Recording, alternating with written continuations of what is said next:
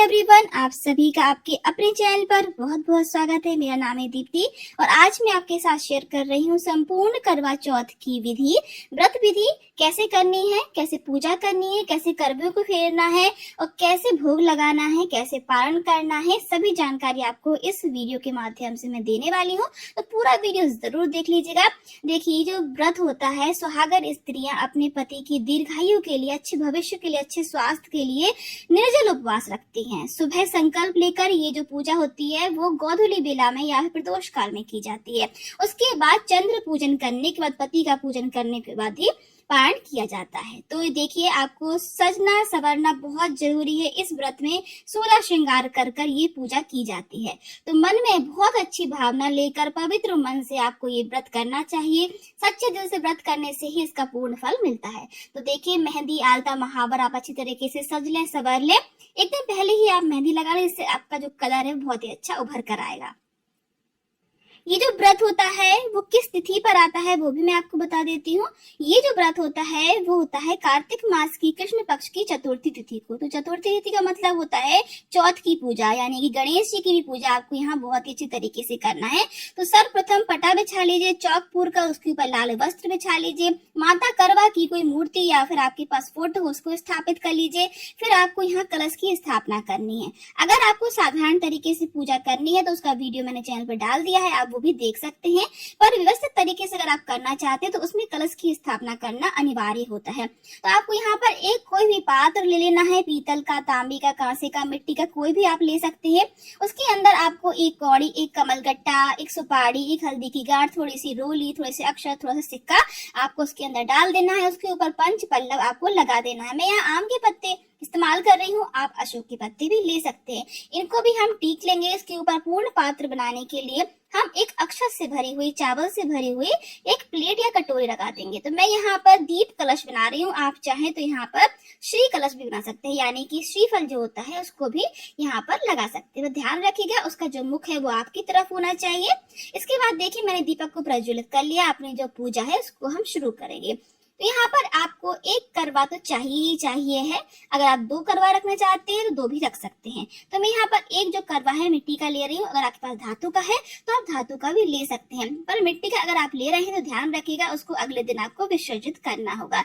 इसमें हम जल भरेंगे और थोड़ा सा गंगा जल डालेंगे। आप चाहें तो इसमें एक सिक्का भी डाल सकते हैं, पर मैं यहाँ पर अलग से एक सिक्के से आपको पूजन करके बताऊंगी कैसे हमें चंद्र देवता का पूजन करना चाहिए इस पूजा के साथ ही। इसके ऊपर भी हम थोड़े से गेहूं डाल देंगे। आप चाहें तो अक्षत भी रख सकते हैं। एक प्लेट के ऊपर गेहूं रख देंगे। और जो हमारा मीठा वाला करवा है, ये वाला जो करवा होता है वो शक्कर का बना हुआ होता है।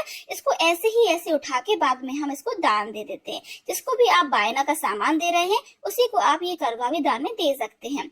इसके अंदर मैंने बहुत सारे ड्राई फ्रूट्स डाल दिए हैं। इसके मखाने, काजू, बादाम, किशमिश ही हमने इसके अंदर डाल दिया है। अब देखिए, मैं यहाँ पर चंद्र देवता की पूजा करना आपको बता रही हूँ।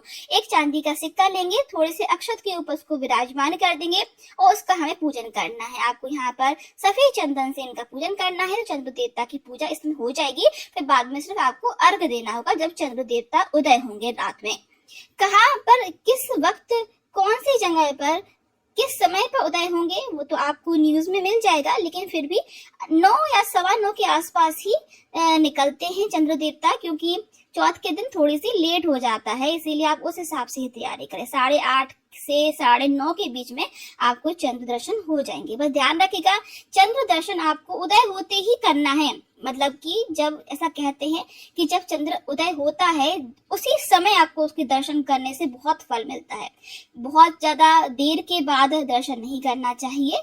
इसके बाद देखिए, हम आवाहन करेंगे, हे माता करवा, हे गणपति जी, आइए हमारी पूजा को सफल बनाइए और अगर हमसे कोई भूल हो गई तो उसे माफ कीजिएगा। तो सर्वप्रथम हम कलश का पूजन करेंगे, गणपति जी का पूजन करेंगे, हमारे दीपक का पूजन करेंगे और जो हमारा करवा है उनको भी हम पूज देंगे। अगर आपका जो करवा है बिल्कुल साधारण सिंपल सा है, सजा हुआ नहीं है, तो आप स्वास्तिक बना सकते हैं। मेरा सजा हुआ है इसीलिए मैं सिर्फ टीक रही हूँ।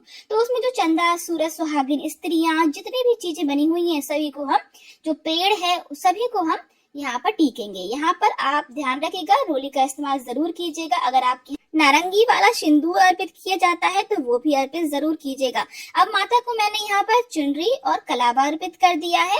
आप चाहें तो पूरी पोशाक भी अर्पित कर सकते हैं। इसके बाद आपको यहाँ पर सुहाग का सामान अर्पित करना है। माता के लिए जो सुहाग का सामान हम अर्पित कर रहे हैं ये आप बाद में अपने लिए इस्तेमाल में ला सकते हैं। और इसके साथ ही आप बायने का सामान भी यहीं पर निकाल लें। बायने का सामान का मतलब होता है पूजा के बाद आप किसको आप ये सामान देंगे, इसमें साड़ी, सुहाग का सामान, दक्षिणा और मिठाई और फल होंगे, वो आपको अपनी सासू माँ को देने होते हैं। अगर सासू माँ नहीं है या फिर सुहागन नहीं है, आप अपनी ननंद को दे सकती हो। ननंद भी नहीं है तो आप किसी भी पंडित को दे सकती हैं। आस पड़ोस में कोई ब्राह्मण स्त्री हो जो कि सुहागिन हो तो आप उनको भी दे सकती है। तो देखिए मैंने एक यहाँ साड़ी रख ली है, उसमें सुहाग की चूड़ियां रख लेंगे, सारा जितना भी सुहाग का सामान है वो रख लीजिए, मिठाई रख लीजिए। और यहाँ पर मैंने सिंघाड़े का भोग लगाया है। अब देखिए चौथ का मतलब होता है 4 अंक, 4 अंक का मतलब होता है हर चीज हमें 4-4 अर्पित करनी चाहिए। तो हमने करवे के ऊपर भी 4 पेड़े रखे हैं और अक्सर भी 4 पेड़ों का प्रसाद लगा रही हूँ। आप चाहें तो आपके घर में जो भी सामान बना है, हलवा पूड़ी मिठाई जितने भी पकवान बने वो सभी यहाँ पर भोग में जरूर लगाइएगा। अब गणपति जी को मैं जनेऊ अर्पित कर रही हूँ। सुहाग के सामान को भी हम टीक लेंगे और उसके ऊपर भी एक गुलाब का पुष्प रख देंगे। माता को गुलाब के पुष्प और लाल पुष्प बहुत पसंद होते हैं, इसलिए ध्यान रखिएगा गुलाब के कमल के पुष्प माता को जरूर अर्पित कीजिएगा। अब जो भी आपके पास मौसमी फल हो उस समय जो आते हो तो आप वो अर्पित कर दीजिए। और इस वर्ष 20 अक्टूबर को ये व्रत रखा जाएगा, यानी कि हमारी करवा चौथ की जो पूजा है, व्रत है, वो 20 तारीख को होगी।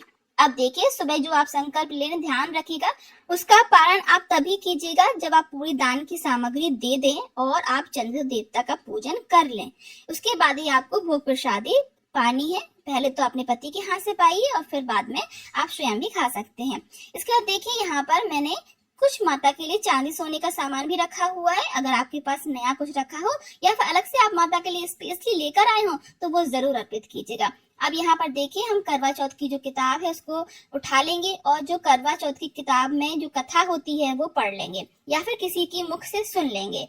अब माता के यहाँ पर हम पास में पीने के लिए थोड़ा सा छोटा सा जल रख लेंगे। यहाँ पर मैं छोटे से चांदी के लोटे में जल रख रही हूँ। इसके बाद देखिए जो भी आप हाथों में अपने पुष्प लिए हो या फिर आप गेहूं लिए हो वो थोड़े से जल में डाल दीजिए और बाकी थोड़े से माता के चरणों में छोड़ दीजिए। इसके बाद देखिए यहाँ पर हम एक घी की बाती जला लेंगे। आप चाहे तो अलग से कपूर से भी आरती कर सकते हैं और आप चाहे तो थोड़ा सा हवन भी कर सकते हैं।